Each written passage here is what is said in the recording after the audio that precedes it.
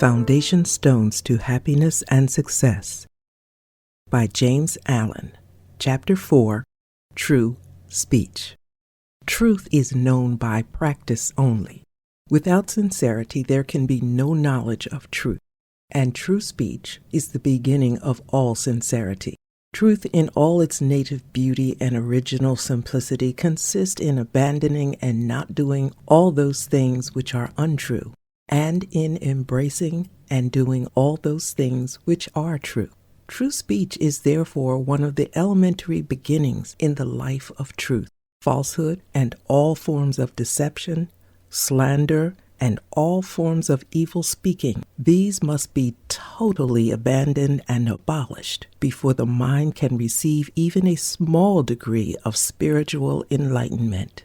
The liar and slanderer is lost in darkness. So deep is his darkness that he cannot distinguish between good and evil, and he persuades himself that his lying and evil speaking are necessary and good, that he is thereby protecting himself and other people.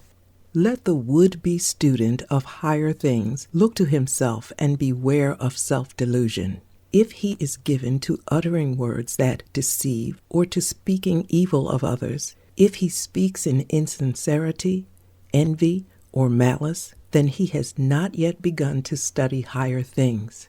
He may be studying metaphysics or miracles or psychic phenomena or astral wonders. He may be studying how to commune with invisible beings, to travel invisibly during sleep, or to produce curious phenomena. He may even study spirituality theoretically and as a mere book study. But if he is a deceiver and a backbiter, the higher life is hidden from him. For the higher things are these: uprightness, sincerity, innocence, purity, kindness, gentleness, faithfulness, humility, patience, pity, sympathy, self-sacrifice, joy, goodwill, love, and he who would study them, know them, and make them his own must practice them. There is no other way. Lying and evil speaking belong to the lowest forms of spiritual ignorance, and there can be no such thing as spiritual enlightenment while they are practiced. Their parents are selfishness and hatred. Slander is akin to lying, but it is even more subtle, as it is frequently associated with indignation, and by assuming more successfully the appearance of truth, it ensnares many who would not tell a deliberate falsehood. For there are two sides to slander. There is the making of repeating of it, and there is the listening to it and acting upon it. The slanderer would be powerless without a listener. Evil words require an ear that is receptive to evil in which they may fall before they can flourish. Therefore, he who listens to a slanderer, who believes it, and allows himself to be influenced against the person whose character and reputation are defamed, is in the same position as the one who framed or repeated the evil report. The evil speaker is a positive slanderer. The evil listener is a passive slanderer. The two are cooperators in the propagation of evil. Slander is a common vice and a dark and deadly one. And evil report begins in ignorance and pursues its blind way to darkness. It generally takes its rise in a misunderstanding. Someone who feels that he or she has been badly treated and filled with indignation and resentment unburdens himself to his friends and others in vehement language, exaggerating the enormity of the supposed offense on account of the feeling of injury by which he is possessed. He is listened to and sympathized with.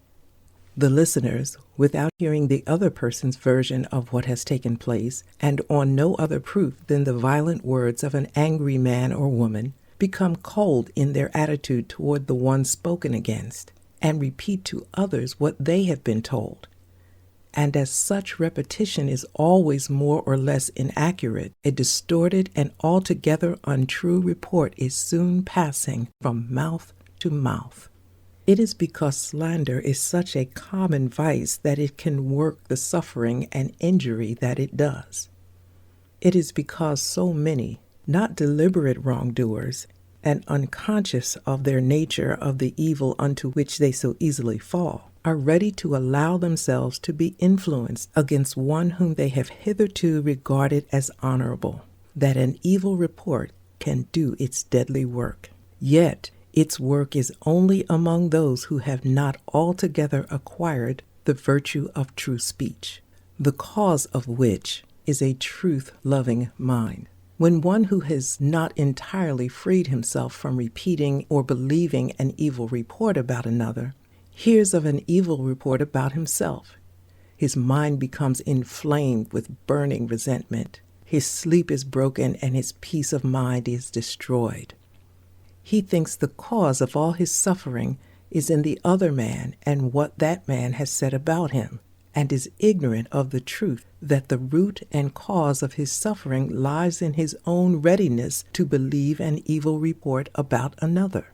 The virtuous man, he who has attained the true speech, and whose mind is sealed against even the appearance of evil speaking, cannot be injured and disturbed by any evil reports concerning himself.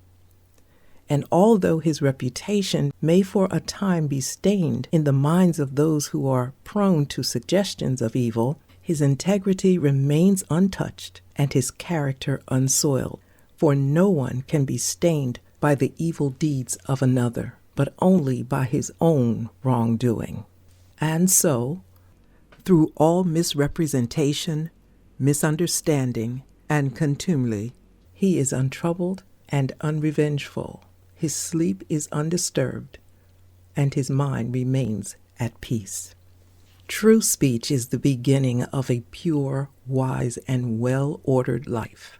If one would attain to purity of life, if he would lessen the evil and suffering of the world, let him abandon falsehood and slander in thought and word. Let him avoid even the appearance of these things, for there are no lies and slanders so deadly as those which are half-truths, and let him not be a participant in evil speaking by listening to it.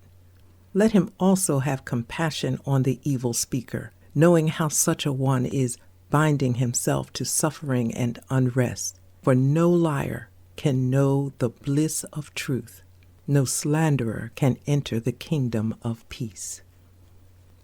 By the words which he utters is a man's spiritual condition declared. By these also is he finally and infallibly adjudged.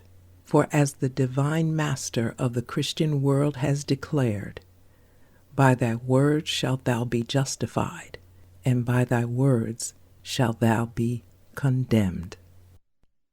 The end of Chapter 4, True Speech, Foundation Stones to Happiness and Success, by James Allen.